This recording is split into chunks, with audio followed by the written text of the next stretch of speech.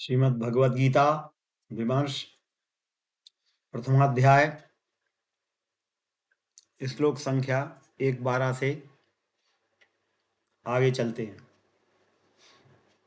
नमोस्तुते व्यास विशाल बुद्धे फुल्लारविन्दायत पत्र नेत्र येन त्वया भारत तैलपूर्णा प्रज्वालितो ज्ञानमया प्रदीपः नारायणं नमस्कृत्य नरं चैव नरोत्तमं देवीं सरस्वतीं व्यासं ततो जयमुदीरयेत्। कृष्णं नारायणं वन्दे व्रजप्रियं कृष्णद्वैपायनं कृष्णं वन्दे प्रथासुतं। पूर्वोक्त श्लोक 1-11 में दुर्योधन ने कहा था कि भीष्म पितामह की वे सेनापति हैं, इसलिए उनकी सब ओर से रक्षा करें, उनको अच्छी तरह घेर कर रखें और ये ध्यान रखें कि उनके सामने शिखंडी ना आ जाए। इससे पहले ही शिखंडी का वध कर दिया जाए। कैसे भी शिखंडी का उन पर कोई प्रभाव नहीं पड़े, नहीं तो वे हथियार नहीं चलाएंगे और अर्जुन उन पर शस्त्र चला के उनको धराशायी कर देगा, ये कहा। तब इससे प्रसन्न होकर भीष्म पितामह ने तस्य संज्ञान हर्षं कुरुवृद्धा पितामह सिंहनादं विनद्योच्चैः शंखं दद्मौ प्रतापवान। तब दुर्योधन के हृदय में हर्ष उत्पन्न करते हुए कुरुवंश के कुरुवृद्ध पितामह भीष्म, जिनका पहले नाम देवव्रत था, बाद में जब उन्होंने भीष्म प्रतिज्ञा की कि मैं अखंड ब्रह्मचर्य व्रत का पालन करते हुए रहूंगा और फिर मेरे कोई संतान ही नहीं होगी, तो मेरी संतान का उत्तराधिकारी होने का कोई प्रश्न ही नहीं है। जब उन्होंने ये भीष्म प्रतिज्ञा की तब उनका नाम भीष्म पड़ा और पितामह होने से पांडवों के युधिष्ठिरादि के पितामह होने से, दादा होने से उनको पितामह कहा गया। तो उन्होंने सिंहनादम विनद्योच्चैः, उच्च स्वर से सिंहनाद किया और प्रतापवान नाम का शंख बजाया। तथा श्वेते तथा शंखस्य भैरस्य पड़वानक गोमुखः सहसे व्यभ्यहन्नन्तः सा शब्दस्तुमलो भवत्। तब शंख, भेरी, नगाड़े, मृदंग, अनेक प्रकार के वाद्य यंत्र बजने लगे और तुमुल नाद हुआ। ततः श्वेतैर्हयैर्युक्ते महते शयने स्थितौ माधवा पांडवश्चैव दिव्यौ शंखौ प्रदद्मतु। देखिए श्लोक 12 में एक बात बड़े ध्यान देने योग्य है कि अधिकांश लोग ये कहते हैं कि भगवान श्री कृष्ण ने अर्जुन को बार बार प्रेरित करके और ये महाभारत का युद्ध कराया। लेकिन महाभारत का युद्ध किसने कराया? शंखनाद सर्वप्रथम किसने किया? भीष्म पितामह ने। तो भीष्म पितामह ये चाहते थे कि अंततः अधर्म का विनाश हो, धर्म की जय हो और धर्म की संस्थापना हो। इसलिए वो दुर्योधन का अन्न खाते थे। दुर्योधन का कहना मानकर उन्होंने शंख बजा दिया। शंख उन्होंने इसलिए बजा दिया कि हाँ, अब युद्ध प्रारंभ होने वाला है, सभी लोग तैयार हो जाएं। तो शंख भगवान ने नहीं बजाया पहले, अर्जुन ने नहीं बजाया पहले, सेनापति ने, और न पांडवों के सेनापति धृष्टद्युम्न ने भी नहीं बजाया। शंख भीष्म पितामह ने बजाया। इसका तात्पर्य यह है कि वो चाहते थे कि अधर्मियों का विनाश हो। और ये दुर्योधन भी समझ गया था कि तुम शरीर से तो मेरे साथ युद्ध कर रहे हो, लेकिन मन से तुम भगवान श्री कृष्ण और अर्जुन के साथ हो। तो इस प्रकार से जब भीष्म पितामह ने शंख बजाया तो आप समझ सकते हैं कि युद्ध का श्री गणेश करना कौन चाहता था। तथा श्वेतैर्हयैर्युक्ते महते शयने स्थितौ। तब श्वेत घोड़ों से युक्त 4 श्वेत घोड़े जिसमें जुटे हुए थे। श्वेत रंग के घोड़े, श्वेत रंग सतोगुण का प्रतीक है। ऊर्ध्वं गच्छन्ति सत्वस्था, जो सत्वगुण में स्थित रहते हैं वे ऊर्ध्व लोकों को प्राप्त करते हैं, जैसे अर्जुन आदि। तो इसलिए वो सतोगुण के 4 घोड़े सफेद जो जुटे हुए थे रथ में, वो सत्वगुण के प्रतीक माने गए हैं।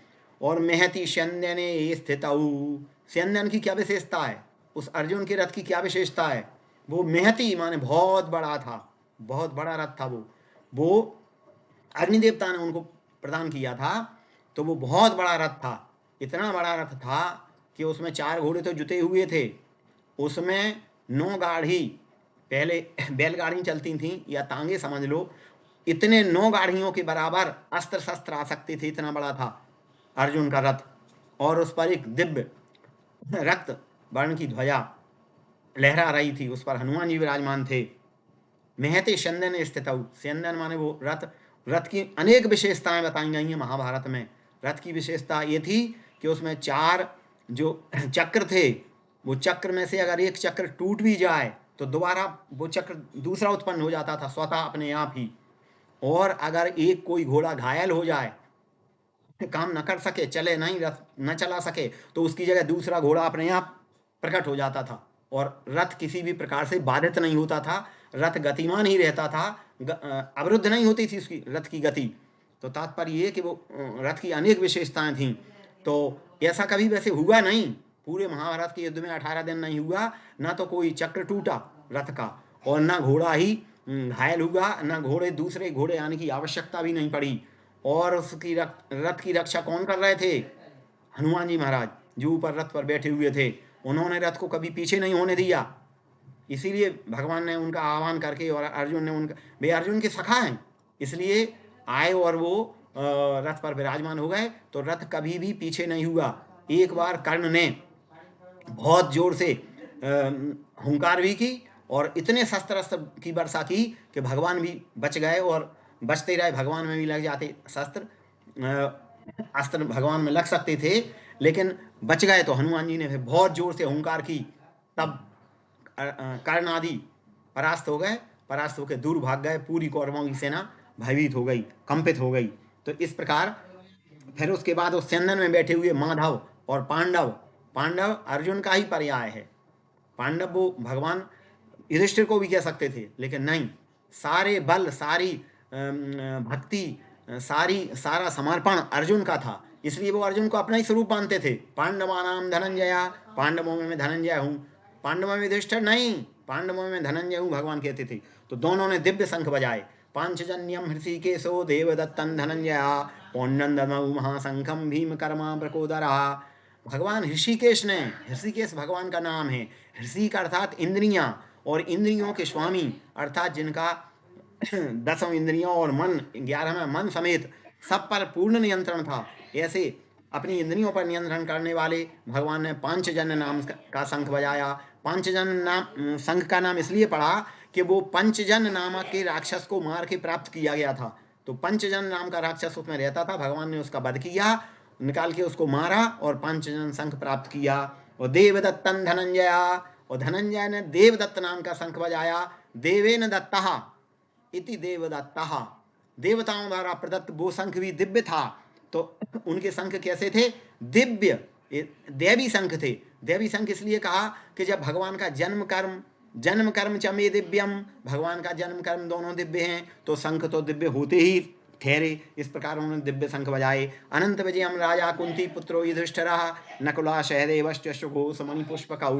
और राजा युधिष्ठिर कहा है उनको वही कि तुम भावी राजा तुम ही बनने वाले हो। जैसे भगवान ने शरणागत होने पर विभीषण जी से कह दिया था, कहो लंकेश सहत परिवारा, कुशल कुठार वास तुम्हारा। लंकेश पहले ही कह दिया था, रावण का वध नहीं हुआ था। ऐसे ही संजय से भगवान वेद व्यास ने राजा कुंती पुत्र युधिष्ठिरा पहले ही कहला निकलवा दिया, मुंह से घोषणा कर दी कि ये भावी राजा हैं। उन्होंने अनंत विजयम राजा, हमेशा विजय होने वाला ऐसा शंख बजाया जिसकी हमेशा विजय होती थी। और नकुल सहदेव आदि ने सुघोष और मणि पुष्पक नाम के शंख बजाए। काश्यश्च परमेश्वासास्य खंडी चा महारथा, दृष्टद्युम्नो विराटश्च शात्विकश्च पराजितः, द्रुपदो द्रौपदेयाश्च सर्वसा पृथ्वीपते, सौभद्रश्च महाबाहु शंखं दधु पृथक पृथक।